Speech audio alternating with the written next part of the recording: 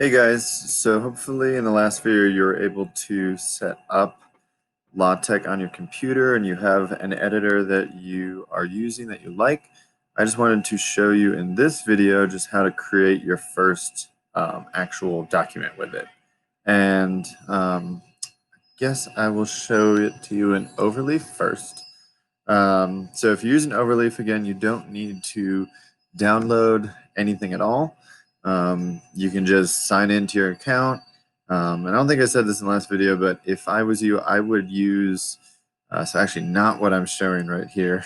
I would use your personal email. And actually in my personal email account, I have a lot more things than this. But this is something that you'll use down the road a lot in life, and this email is going to go away. So use your personal Gmail. But so let's just do a blank document, and I will just call it blah. Why not? So the nice thing about Overleaf is it kind of does some of the basic setup for you. And again, I think I showed you in the last video how you can install a template.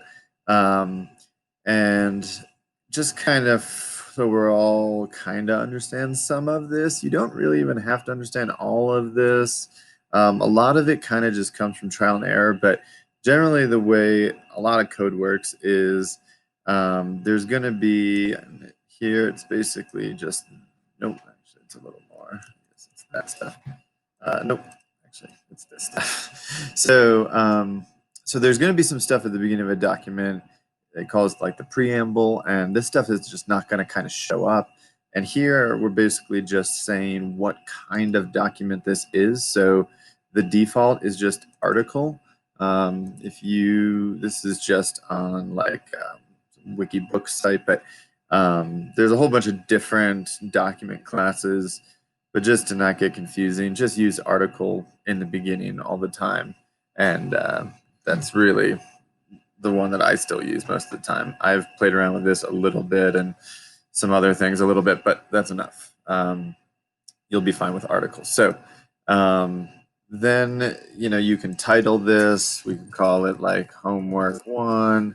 You could put your name there, the date there. And then this is kind of a good, simple, actually, we don't even really need, let me make this even easier.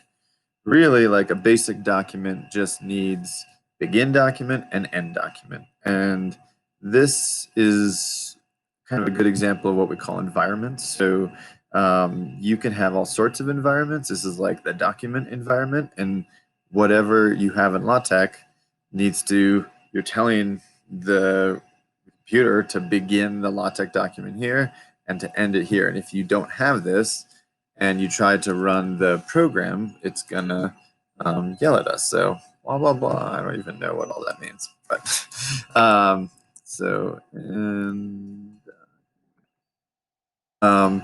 and in here, you can basically, you can type like normal. You can type, hey, this is the quadratic formula. And typing, you can just do normal.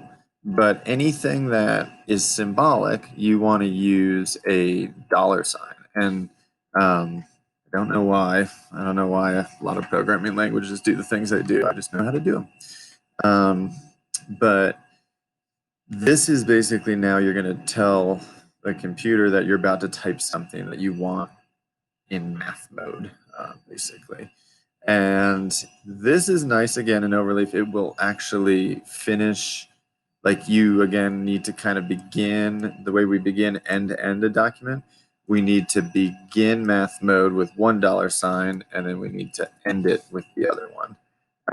And then we can type the quadratic formula, and it's just going to be, so x equals, right?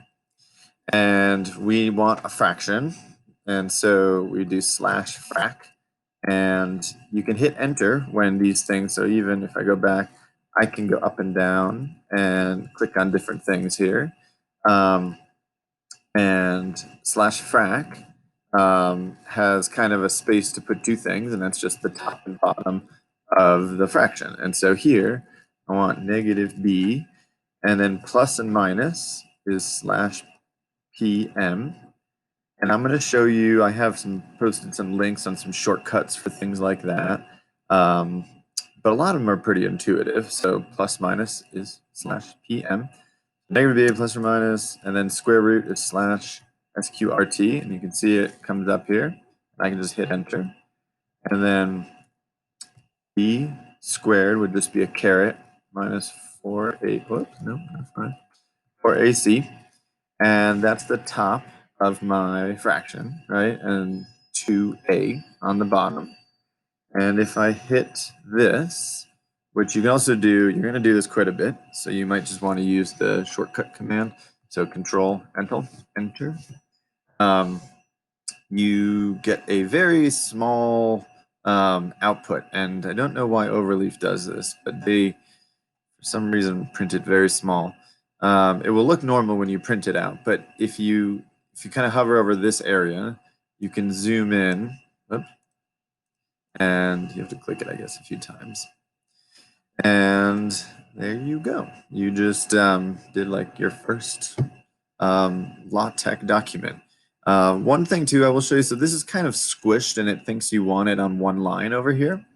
You can make that, and this is probably one of the more frequent commands I use in LaTeX. So if you do slash display style, that basically just makes it look prettier. And you can see it just makes it a bit bigger. But that's kind of the gist. I mean, anything in text, you can just write in text, and anything with math, you're going to want to do with the dollar signs, beginning and ending. So just to kind of show you this in Techmaker, if you open Techmaker, you're going to need to open a new document. So just hit new. And really, we can just do, we have to tell what kind of document class it is. Don't really worry right now what this is. We can just leave it blank for right now. I'm going to call it an article.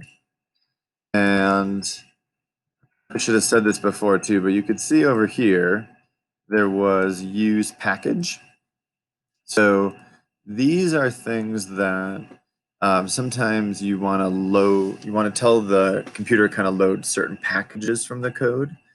And sometimes they're not even built into MikTeX. So your computer will actually have to download them like even from here, like this is on my computer, not on the internet.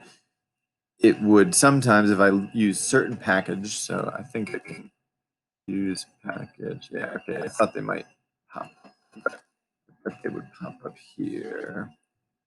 You can see all these different packages. There's tons and tons and tons of different packages. So not all of these are necessarily in MikTeX, which is what this is pulling from. And so sometimes when I do use package here, it's going to prompt you to download something onto your computer. But you can trust it, it's fine. We've told it what kind of document it is. And then really, I think we can just go ahead and do begin document now. And this is nice. So when I hit enter on begin document, it knows to do just end document right away, which is nice. It's one of the benefits of this editor. Not all of them do that. And then we could just type, I'm just going to copy it because we already did this part. So you can, just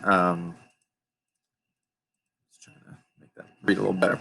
So here to compile it, we'd first have to save it. So I can save it to the desktop and just call it blah, blah. And then the funny thing is I don't even know where this is because I use F1 just all the time, but up in tools, quick build will compile it, or you can just use F1. And it didn't like it.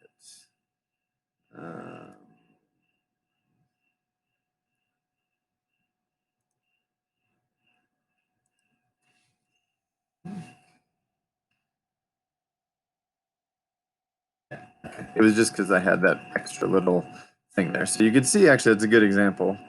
I read the red stuff that was down in here, and a lot of times it's a little confusing, but you kind of just like try to add something or delete something, and you just kind of test it, and eventually it will work. And so you can see we got the same thing over here.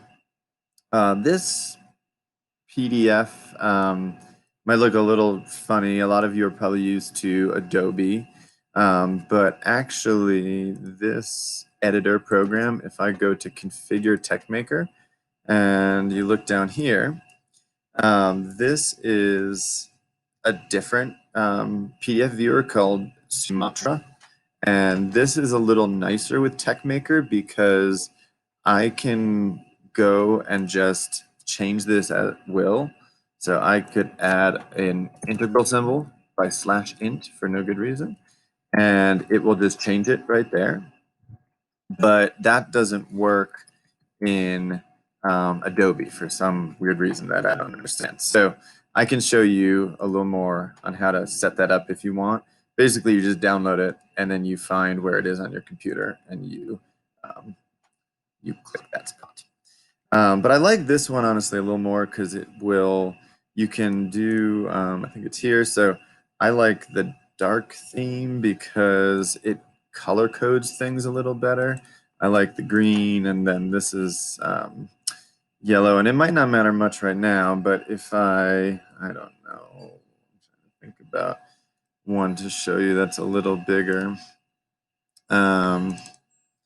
So maybe I'll show you a homework from later in the semester. Where is a homework? Well, I'm not going to worry about that right now.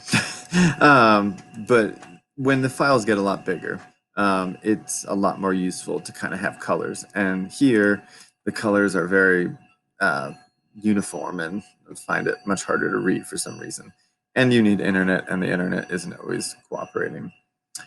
So that should kind of get you started with how to do a basic document. I also just wanted to show you this. So if you click under Great Resources, there's the LaTeX symbolic cheat sheet. And basically just a link with everything you could ever imagine. That's the display style I was talking about, to kind of turn it into this instead of this. Tons of different, what you would type in and what you'd get out here. We won't use this one too much this year, but if you take linear algebra with me down the road, you'll learn that one a bunch more. We'll do a ton with these. So this is kind of a good cheat sheet, but there's another website. So right here, Detectify, if you click this, the nice thing about this website, if you don't know how to do something, you can just draw it and it will guess what you want. So if I want to do a double arrow, well, I didn't really figure out what the double arrow was. So show more, there we go. That's kind of what I was thinking. So /right arrow, and you can, I think you can even, yeah, so you can even just highlight this, copy it, and move it into your code. You can do integral symbol, more like that one. So really, tons of things here. It knows how to read them all, but this one might be useful. Some of them that it comes up with, I've definitely never used in my whole life. So like that's definitely how I do plus minus. I don't know why you would do this one. They look the same. So I think with that, you should kind of be good, and you sort of just need to try it out. I do also have the problem set template here. So if you click this, you can download it. I thought I could also, I'll just show you what the PDF looks like, but you can download the tech there and it'll show you this. And some students found this useful, so you might want to write the problem here that I'm going to have you submit, and then you'll see in the code an area to kind of write your solution. And I kind of show you how you can do bold things in there, how you can like line things up can be nice and useful, how to enumerate things. So a lot of times I learn these things just by going to like the code. This is the tech file for this, and just try to kind of go back and forth, and you'll, if you just try it, you will learn it. The only other thing I guess I will show you too, sometimes I go to, so maybe actually I can just kind of Google it, because there's websites where they'll kind of help you through things. So maybe you want to do a double integral in LaTeX. Even been here before. So tech.stackexchange is a really good website, and you might be able to just search a question for something you want to do up here. And the nice thing about this too is that you can just copy code. So you can just copy all this, and this would output this, which can be really helpful. But sometimes that's more useful if you're just looking for one particular thing. So hopefully that helped you kind of get started. But a lot of it is really just trial and error.